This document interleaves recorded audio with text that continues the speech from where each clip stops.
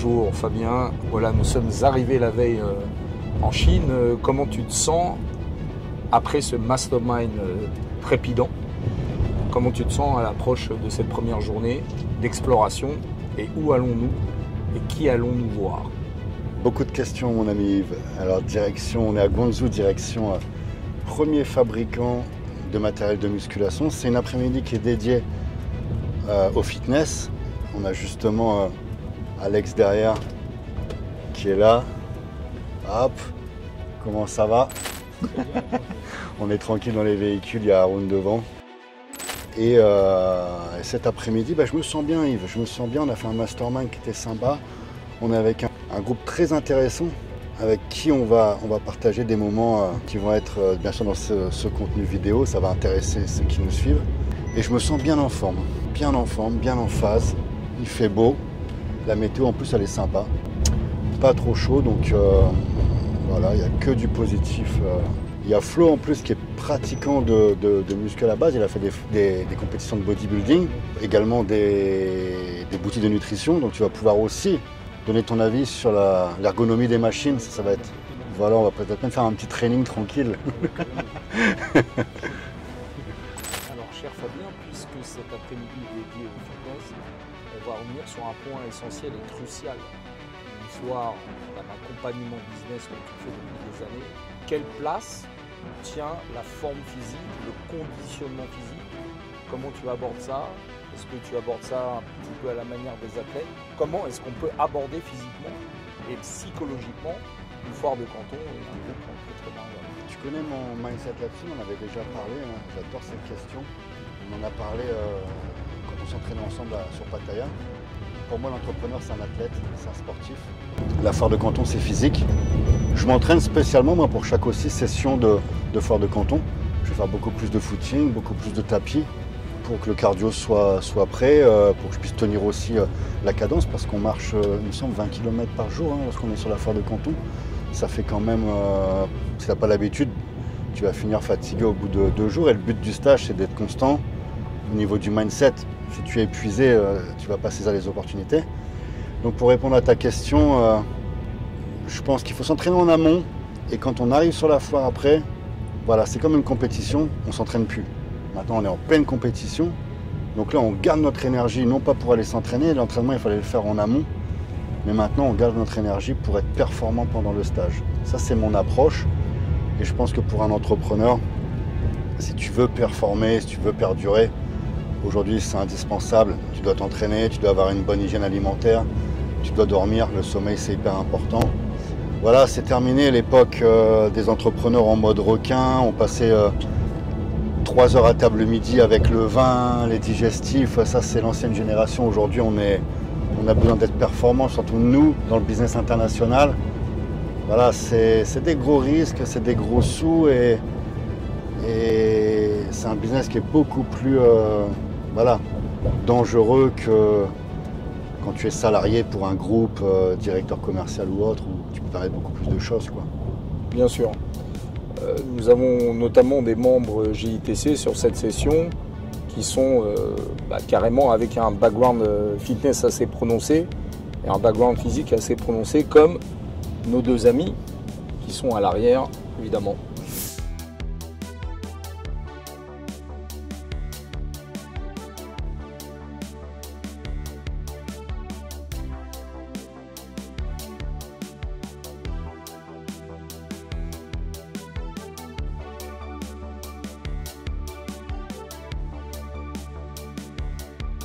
Alors Fabien, nous venons d'une précédente entreprise. Qu'est-ce que tu notes de flagrant ici, dans cet entrepôt? C'est important, vous allez pouvoir justement comparer la propreté de l'entreprise.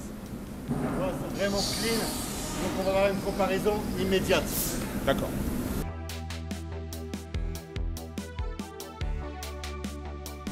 Alors là, nous sommes dans une entreprise, une fois de plus, de matériel de musculation. C'est la première fois qu'on se rend ici.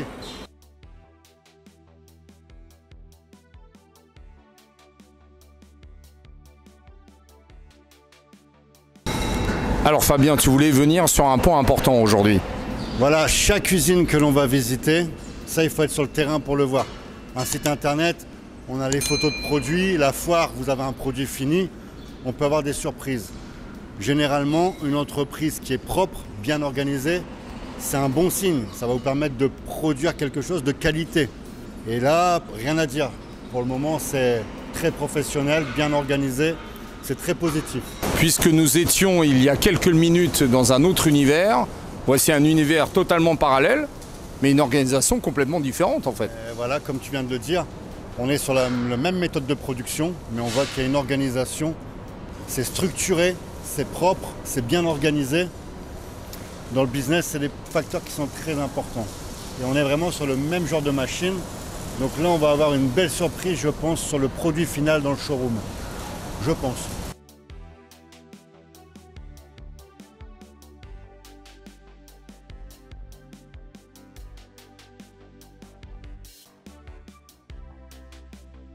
Mais en tout cas, le point positif, on voit une moquette au sol. Ça aussi, ça va permettre de protéger le métal, la peinture. C'est beaucoup plus confortable et généralement, ça permet de protéger le produit aussi. Et on voit qu'il y a une ligne de production, d'accord, étape par étape, on le voit là. Et je pense que c'est un tapis de course, certainement premier prix. On va regarder ça. D'accord.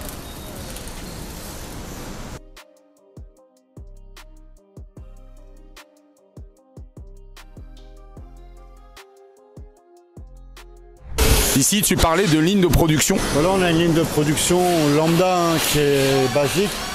On va faire passer les tapis étape par étape. Bon, là, on est à un horaire où ça va bientôt se terminer la production. Donc, on est sur la dernière phase. Et là, je pense qu'on est sur du tapis à usage domestique, c'est-à-dire pour les particuliers qu'on peut trouver dans un Décathlon ou un Intersport, par exemple. D'accord.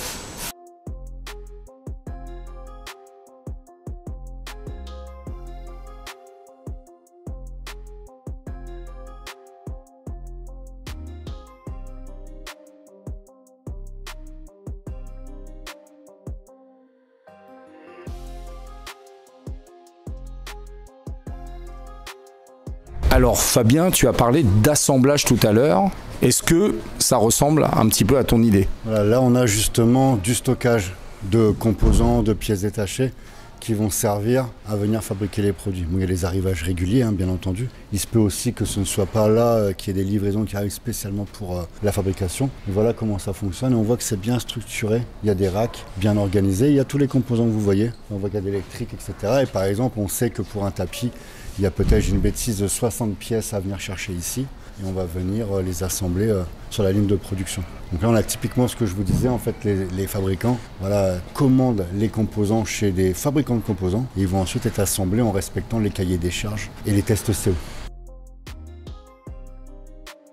Alors Fabien, ici nous sommes à une étape cruciale vers la destination du client. Le packaging, là c'est avant, c'est le conditionnement, c'est avant que ce soit chargé dans les conteneurs. On voit qu'il y a différents types de packaging. Il y a à la fois les cartons que vous avez vus en vidéo, il y a à la fois les caisses en bois où on peut mettre les tapis, les elliptiques, les machines. Hein.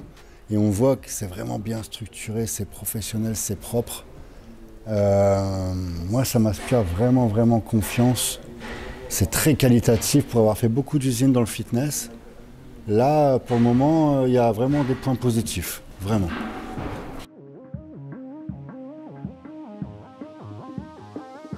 Cher Fabien, un showroom pas comme les autres. Alors, vous êtes sur une conception, une gamme qui est vraiment la gamme du fabricant. C'est son cahier des charges, c'est sa conception. Donc, on va regarder à quoi ça consiste les machines. Et ensuite, on va retrouver dans le showroom, le second showroom dans lequel on va aller, on va retrouver aussi le même principe avec des aspirations Technogym, Hammer, Matrix, etc. Mais là, on est vraiment sur quelque chose de déposé cette fois-ci par l'usine. Donc, on va voir ce que ça donne. Ok.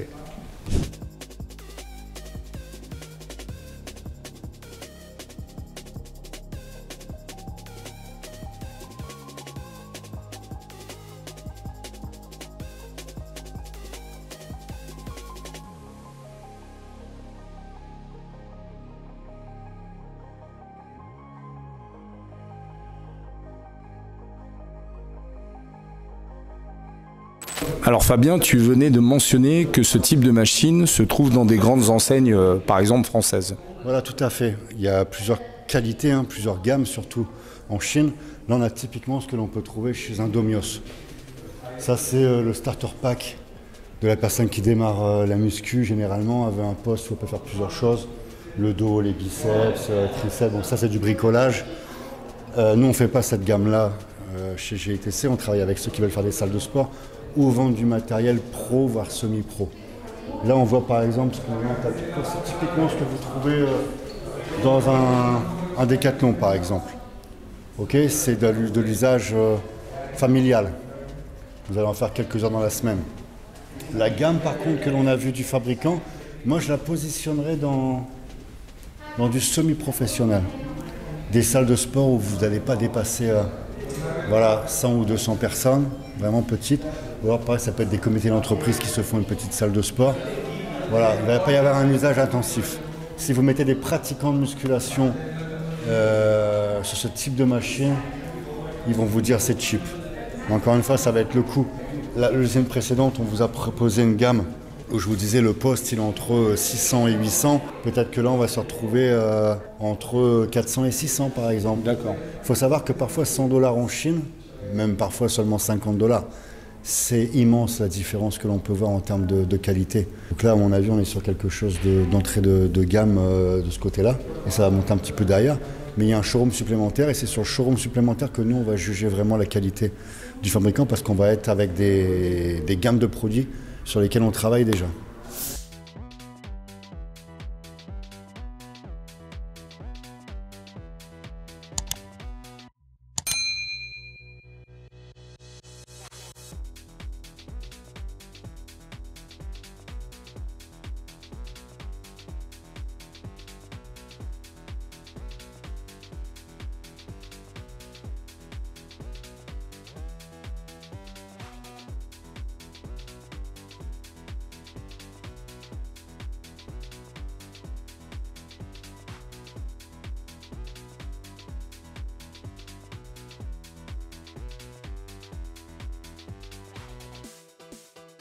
Ok, bonjour, toujours avec l'équipe de Fabien Dessin et un membre GITC actif, d'après ce que j'ai compris.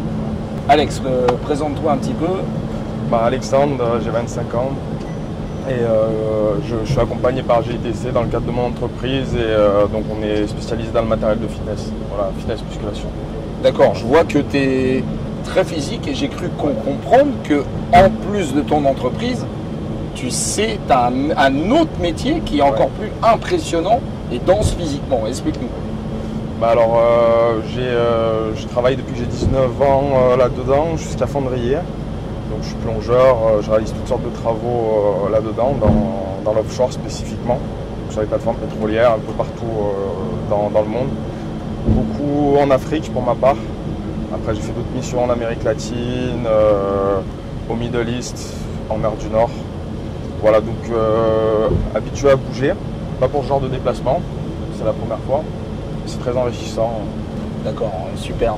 Donc, comment on allie un métier scaphandrier, très, très dense, quelle place a le physique et comment on allie ça avec justement le développement d'une entreprise dans le fitness? Quel est ton but à court, moyen terme pour ton entreprise? Alors, il faut une compagne. En fait, avec le boulot que je fais, je peux travailler, donc en général, je travaille 6 mois dans l'année. Oui. Donc pour expliquer un peu le rythme, on est sur 12 heures par jour, 7 sur 7, durant la durée de la mission. Donc un rythme classique, on va dire, c'est 6-6, 5-5 en termes de semaine. Donc 5 on, 5 off. Donc sur le temps off, j'arrive à faire plein de choses qui me permettent, pendant mon temps on, que les choses se passent, que le site tourne, tout ça. Après sur le boulot, après mes 12 heures, forcément je fais des heures supplémentaires. Je travaille en plus sur le site, tout ça, je réponds aux clients. Ma compagne m'aide beaucoup, elle a le téléphone pro, c'est elle qui répond, qui fait pas mal de choses. Donc voilà comment j'arrive un peu à gérer le planning. D'accord. Et quelle est ton expérience Chine, on va dire, hors foire de Canton, c'est-à-dire avant d'être venu physiquement en Chine? Est-ce que tu travailles déjà avec la Chine? Oui, on travaille avec une usine, avec Fabien, Fabien qui avait sourcé l'usine, on travaille avec eux depuis un petit moment déjà. Et voilà, donc on a importé des conteneurs. Et il y a eu des petits réglages à faire, on est toujours dans ces réglages. Et voilà, on y travaille pour s'améliorer. Vraiment, on va faire quelque chose d'assez précis, et vraiment bien. D'accord. Quelle est la plus grande surprise d'un côté et le conseil que tu donnerais à quelqu'un qui veut justement se lancer sur le marché chinois finalement? Oui, bien sûr. Alors moi j'ai fait le choix d'être accompagné avec GITC. Oui. Donc ça c'est un conseil que je donne aussi pour simplifier les choses. Voilà, Fabien et puis l'équipe, puisqu'il y a l'équipe autour, je pense à Marco notamment. Voilà, coucou à toi Marco. Et c'est simple, hein, c'est pas des gens qui sont là depuis 2 jours, c'est des professionnels, ça je sais rien dire. Et voilà, il y a des choses qui se passent ici sur le terrain, qu'on n'aura pas forcément à la maison derrière son ordinateur. Il y a le contact humain, il y a plein de choses qu'on peut pas nier qui sont là. Et donc je pense que même si quelque part ça représentera un coût pour certains, j'imagine que certaines personnes vont passer à ça, mais c'est largement comparé à la perte que ça peut engendrer une erreur. Ce qu'on parlait tout à l'heure, donc avec la douane, des erreurs en douane, tout ce genre de choses. Fabien en a parlé, il en reparlera sûrement pendant cette vidéo. Mais je pense que c'est beaucoup plus rentable et c'est le meilleur choix à faire. Et aussi pareil, encore une fois, sur internet il y a plein de personnes qui sont pas sérieuses. Et donc voilà, là on sait qu'il y a des gens de terrain et des gens d'expérience surtout. Voilà, c'est le conseil que je donnerais. Ok, merci Alex, merci beaucoup. Haroun, le marché du fitness, ça te parle ou pas trop? Ça me parle un peu, j'ai déjà fait un peu dans les salles qu'on retrouve chez nous en France. D'accord. Bon, je suis pas très... Et en termes de business, ça t'intéresserait? En business, peut-être pas moi, mais je connais des personnes qui sont potentiellement intéressées, qui pourraient être intéressées. D'accord. Et le fait de visiter les fabricants, tu en as pensé quoi?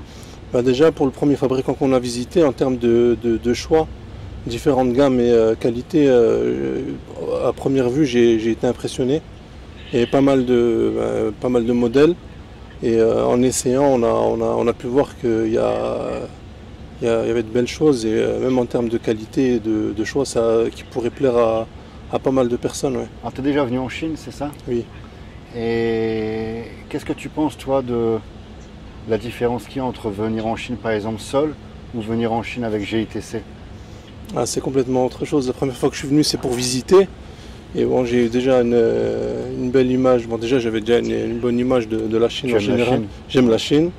Et là, je suis revenu pour le business et surtout par rapport à l'accompagnement GITC, pardon, et surtout par rapport à la qualité. Quand j'ai pu voir sur Internet des vidéos et voir l'accompagnement que tu as apporté à tous les membres et toutes les personnes qui ont pu venir avec toi. Et ça m'a intéressé, mais du coup je suis là et je suis content de faire partie de l'aventure. Merci à toi Haroun.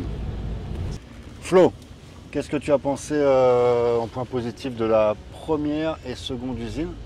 Alors, première usine, donc on est sur une usine pas très propre, avec des conditions de travail assez éphémères. Pourtant avec une gamme de machines qui est quand même pas mal, sous 3 niveaux, entrée, milieu et haut de gamme pour moi, on les a testés avec Fabien.